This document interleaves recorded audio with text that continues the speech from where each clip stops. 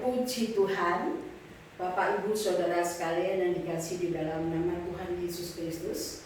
Saat ini kita akan siapkan hati kita untuk menerima kebenaran firman Tuhan. Kita mau tahu apa kata Tuhan hari ini. Sebelumnya saya rindu menyanyikan satu pujian, ku tetap cinta, ku tetap cinta. Apapun yang terjadi, kita akan tetap cinta kepada Tuhan.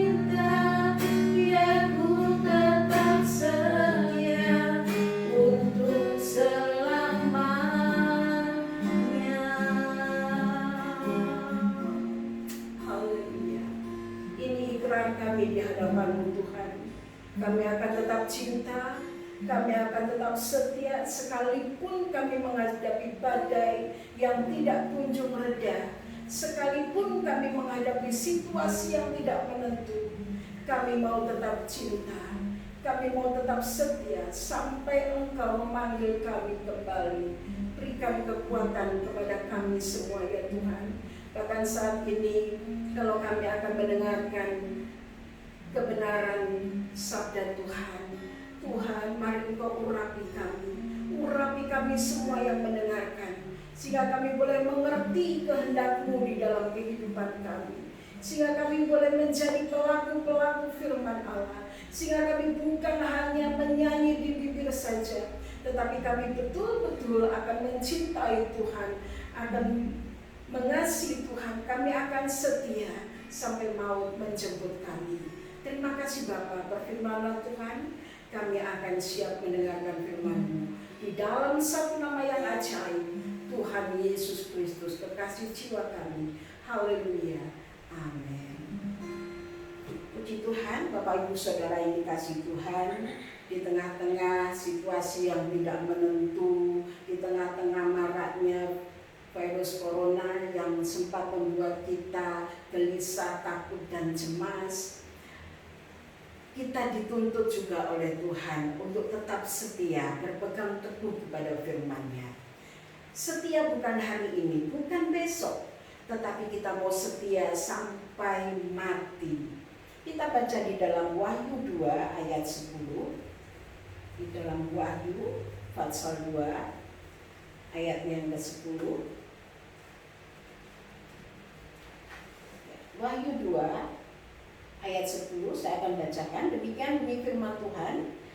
Jangan takut terhadap apa yang harus engkau derita. Sesungguhnya iblis akan melemparkan beberapa orang dari antaramu ke dalam penjara supaya kamu dicobai dan kamu akan beroleh kesusahan selama 10 hari. Hendaklah engkau setia sampai mati dan aku akan mengaruniakan kepadamu mahkota kehidupan. Amin.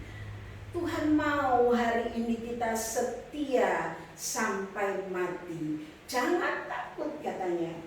Jangan takut terhadap apa yang harus engkau derita. Saat ini kita semua bahkan di seluruh dunia menderita karena adanya virus corona yang mempengaruhi segala aspek kehidupan manusia. Baik itu dalam aspek ibadah, kita beribadah harus di rumah yang seharusnya kita beribadah di rumah Tuhan. Kemudian pendidikan anak-anak juga terhambat, apalagi tentang ekonomi. Tetapi firman Tuhan hari ini mengatakan, jangan kamu takut dengan apa yang kamu derita saat ini. Kita dituntut untuk setia sampai mati. Setia itu berarti patuh. Setia itu berarti taat. Setia itu berarti juga berbakti. Setia itu juga berarti teguh hati, tidak goyah, itu setia. Pada saat kita mempunyai sahabat dan kita dalam keadaan mampu, kita dalam keadaan sehat, kita dalam keadaan berkecukupan, berkelimpahan, maka sahabat itu setia banget. Tetapi pada saat kita kekurangan, sahabat-sahabat kita mulai meninggalkan kita. Ada dua hal yang membuat orang itu tidak setia.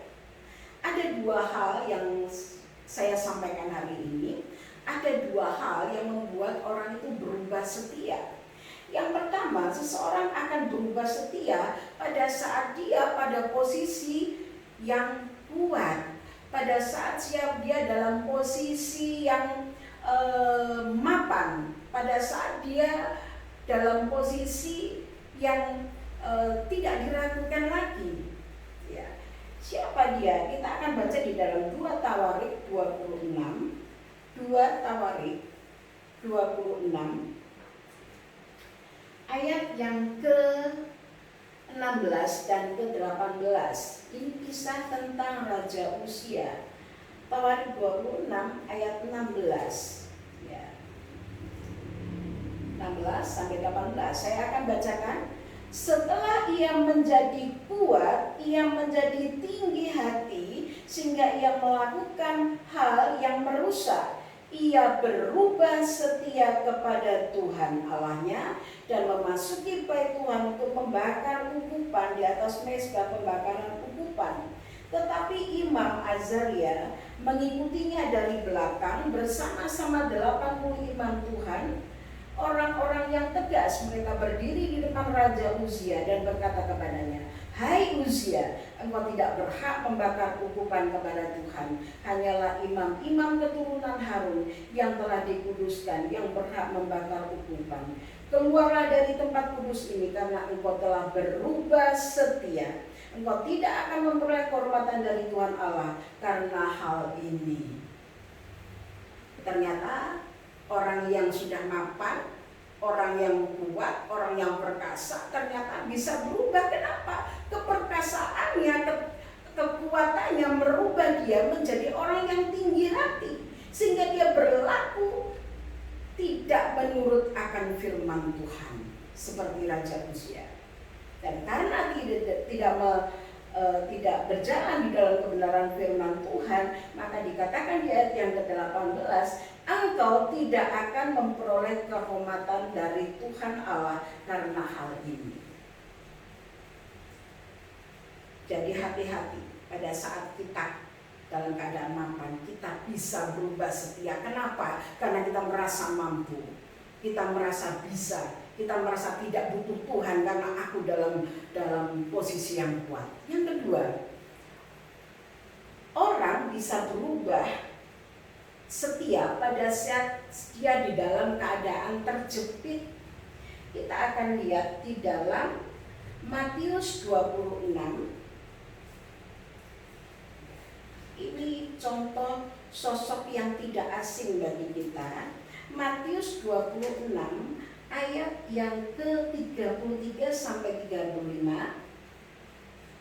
dan dilanjutkan 69 sampai 70. Siapakah sosok yang berubah setia pada saat dia dalam keadaan terjepit? Ya. Matius 26 ayat 33 sampai 35 saya akan bacakan. Petrus menjawabnya, biarpun mereka semua tergoncang imannya karena engkau, aku sekali-kali tidak. Yesus berkata kepadanya, aku berkata kepadamu, sesungguhnya malam ini sebelum ayam berkokok, engkau telah menyangkal aku 3 kali. Kemudian Petrus berkata, kata Petrus kepadanya, sekalipun aku harus mati bersama-sama engkau, aku tak akan menyangkal engkau. Semua murid yang lain pun berkata demikian. Karena Yesus masih baik-baik saja. Yesus belum dihadapkan pada suatu posisi di mana dia harus ditangkap dan lain sebagainya. Maka Petrus mengumumkan, dia katakan, aku tidak akan menyangkal.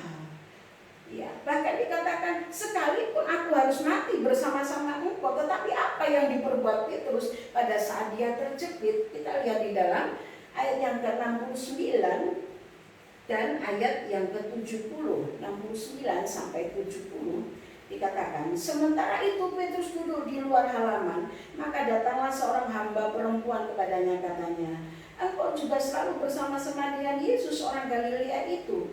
Tetapi ia menyangkalnya di depan semua orang, katanya, aku tidak tahu apa yang engkau maksud. Dan di ayat selanjutnya sampai 3 kali Petrus menyangkal Tuhan. Kenapa? Karena dia dalam keadaan ketakutan, dia dalam keadaan terjepit, gurunya sudah ditangkap. Jadi ada 2 hal yang membuat kita berubah setia. Yang pertama, kita dalam posisi yang kuat, kita berubah setia karena kita mengalami tinggi hati. Dan yang kedua, kita berubah setia saat kita dalam keadaan terpuruk, terjepit. Saat ini kita dalam keadaan terpuruk, semua bangsa Indonesia. Ekonomi semakin lama semakin merosot. Kita diperhadapkan pada situasi yang tidak enak. Banyak orang yang berubah setia pada saat-saat seperti ini. Banyak orang yang menyalahkan Tuhan bahkan pada saat seperti ini. Kenapa ini terjadi? Apa salahku dan lain sebagainya. Tetapi kita sebagai anak-anak Tuhan yang dituntut untuk setia sampai mati, kita akan membuktikan kesetiaan kita kepada Tuhan. Dengan apa kita dapat membuktikan setia kita kepada Tuhan? Yang pertama, kita harus tetap berdiri teguh dan tidak goyah, tetap kuat. 1 Korintus 16 ayat yang ke-13. 1 Korintus 16 ayat yang ke-13. 1 Korintus 16 ayat 13, demikian bunyinya, berjaga-jagalah, berdirilah dengan teguh dalam iman, bersikaplah sebagai laki-laki dan tetap kuat. Kalau kita bergabung di dalam WA, sekarang maraknya WA, selalu pada akhir kata dikatakan semangat, tetap kuat.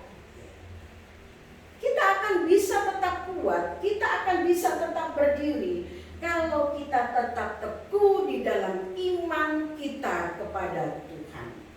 Jadi tetap berdiri teguh, jangan goyah. Apapun yang membuat kita saat ini mengalami sesuatu yang tidak ada ujung pangkalnya. Kita tidak tahu kapan pandemi ini akan berakhir. Tetapi kita tahu satu perkara, kita harus tetap teguh, setia memegang janji Tuhan. Berdirilah teguh seperti laki-laki. Seorang laki-laki itu tidak pernah balelo, tidak pernah lemah. Yang lemah itu adalah wanita. Tapi kita mau berdiri tetap teguh bersikap seperti laki-laki, hadapi semua bersama-sama dengan Tuhan, pasti kita akan menang. Haleluya. Kemudian yang kedua, apa yang harus kita lakukan untuk membuktikan bahwa kita tetap setia? Yang kedua, kita harus hidup layak dan memberi buah. Ya. Di dalam Kolose pasal 1 ayat 10 sampai 11. Dalam Kolose pasal 1 ayat 10 sampai 11 dikatakan demikian. Kolose 1 ayat 10 sampai 11. Sehingga hidupmu layak di hadapannya serta berkenan kepadanya dalam segala hal, dan kamu memberi buah dalam segala pekerjaan yang baik dan bertumbuh dalam pengetahuan yang benar tentang Allah. Ayat 11. Dan dikuatkan dengan segala kekuatan oleh kuasa kemuliaannya untuk menanggung segala sesuatu dengan tekun dan sabar. Saudara, kita tidak sendiri. Kita akan dikuatkan, kita akan diteguhkan oleh Tuhan. Kalau kita tetap bersandar kepada Dia, maka kita sanggup, kita mampu untuk hidup layak di hadapannya. Hidup layak serta berkenan kepadanya, jauhi kejahatan dalam segala hal. Maka kalau kita berbuat baik, kalau kita hidup layak di hadapan Tuhan, maka dengan sendirinya kita akan mengeluarkan buah, dan buah-buah itu dapat dinikmati. Buah yang manis, bukan buah yang asam. Buah yang manis, kita akan berbuah. Itu yang menjadi tuntutan Tuhan. Dan dikuatkan dalam segala kekuatan oleh kuasa kemuliaannya untuk menanggung segala sesuatu dengan tekun dan sabar. Di dalam menghadapi masalah ini, kita harus tetap tekun dan sabar. Kita harus tetap berpegang pada firman-Nya. Angkat tanganmu di hadapan Tuhan. Katakan, Tuhan, pegang tanganmu dan kuatkan aku, mampukan aku supaya aku dapat berbuah. Dan yang ketiga, saat keadaan kita mulai digoyahkan oleh keadaan yang tidak menentu ini, kita membuktikan kesetiaan kita. Yang ketiga, untuk menjadi teladan bagi orang-orang percaya. Kita baca di dalam 1 Timotius 4 ayat 12. 1 Timotius pasal 4 ayat yang ke-12. Demikian bunyi firman Tuhan. Jangan seorang pun menganggap engkau rendah karena engkau muda. Jadilah teladan bagi orang-orang percaya dalam perkataanmu, dalam tingkah lakumu, dalam kasihmu, dalam kesetiaanmu, dan dalam kesucianmu. Tuntutan ini agak berat, saudara. Karena apa? Karena kita menjadi teladan bagi orang-orang percaya. Bukan antara gandum dan lalang, beda banget gandum dengan lalang. Kita gandum misalnya, kemudian lalang itu orang-orang yang tidak mengenal Tuhan. Tetapi kita harus menjadi teladan bagi orang-orang percaya. Berarti kita harus di atas rata-rata orang percaya. Ya. Kita harus di atas orang-orang percaya.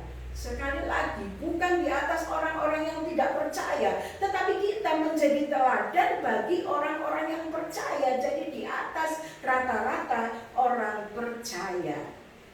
Dalam hal apa kita dituntut untuk menjadi teladan?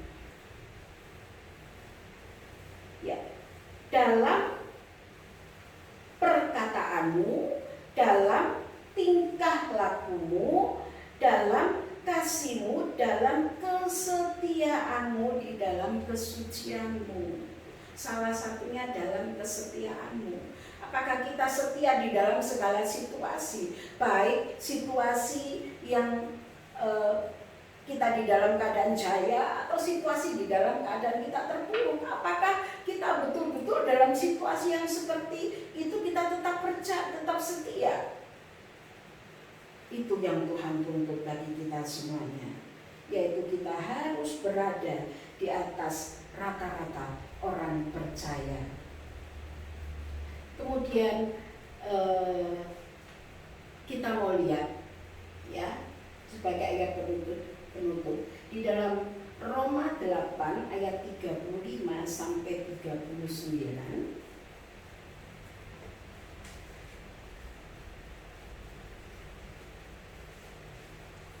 Roma pasal 35. Roma pasal 35 ayat 35 dan 39. Saya akan bacakan di dalam Roma 35. Di dalam Roma 8 ayat 35 sampai 39. Ini sebagai ayat kita penutup untuk menguatkan kita semuanya, ya. Ya, demikian bunyi firman Tuhan. Siapakah yang akan memisahkan kita dari kasih Kristus? Penindasan atau kesesakan atau penganiayaan atau kelaparan atau ketelanjangan atau bahaya atau pedang? Siapa yang dapat memisahkan kita dari kasih Kristus? Tidak ada. Ya. Kita akan tetap setia, kita akan tetap teguh, kita akan tetap berperilaku yang baik, memberi teladan bagi orang-orang percaya. Bahkan kita tetap akan memberi buah, kita akan tetap menjadi berkat bagi orang lain. Walaupun penindasan, walaupun kesusahan menghimpit kita, walaupun masalah ini tidak habis-habisnya, tetap kita akan berdiri, tetap teguh di dalam Tuhan. Percaya Dia akan selalu memberikan kekuatan kepada kita. Dan kalau kita sudah sampai pada waktunya nanti, kita akan tetap setia sampai Tuhan menjemput kita kembali, maka kita akan memperoleh mahkota kehidupan bagi kita. Amin. Kita akan tetap berserah kepada Tuhan. Biarlah firman Tuhan hari ini menjadi kekuatan bagi kita. Kita mau berjanji kepada Tuhan, aku tetap setia Tuhan sampai aku memperoleh mahkota kehidupan. Kita nyanyikan satu pujian, yaitu seperti wanita mengurapimu. Haleluya.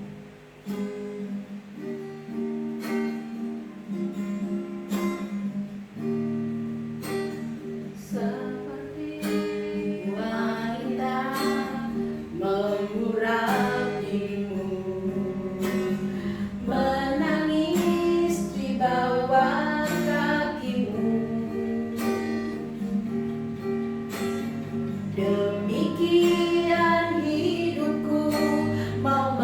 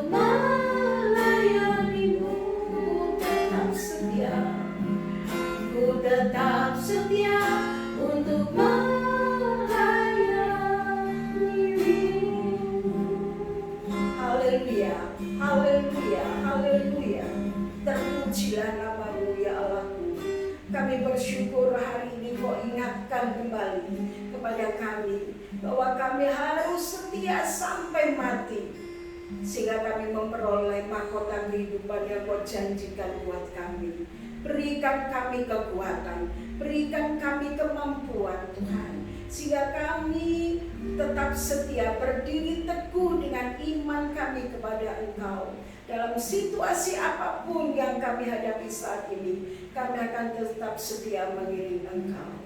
Terima kasih Bapa yang baik, jadikan kami pelaku-pelaku firman Allah.